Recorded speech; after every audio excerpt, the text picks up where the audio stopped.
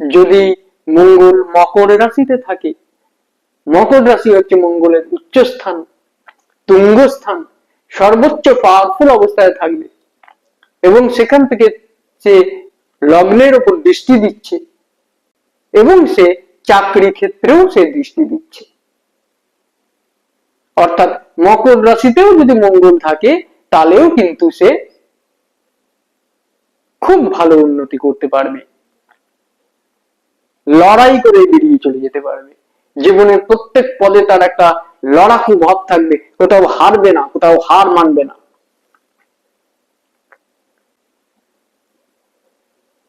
এখানেও same case. এই মঙ্গল বা মেষ রাশি যদি বৃহস্পতি দ্বারা দৃষ্ট হয়, জন্মকালীন রাশি চক্রে ভাগ্যাধিপতি দ্বারা যদি দৃষ্ট হয়, ভাগ্যাধিপতির সঙ্গে যদি সম্পর্ক স্থাপন করে থাকে, তাহলে তার কর্মক্ষেত্রে ভাগ্য, চাকরি ক্ষেত্রে ভাগ্য তাকে সাপোর্ট করবে, ভাগ্যের সাহায্য সে চাকরি ক্ষেত্রে পাবে। অর্থাৎ যদি ব্যবসা ক্ষেত্রের থেকে শনি মহারাজের থেকে মঙ্গলের সঙ্গে বৃহস্পতির সম্পর্ক বেশি ভালো হয় জন্মকালীন রাশি চক্রে, তাহলে কিন্তু তার চাকরি জীবনেই উন্নতি হবে।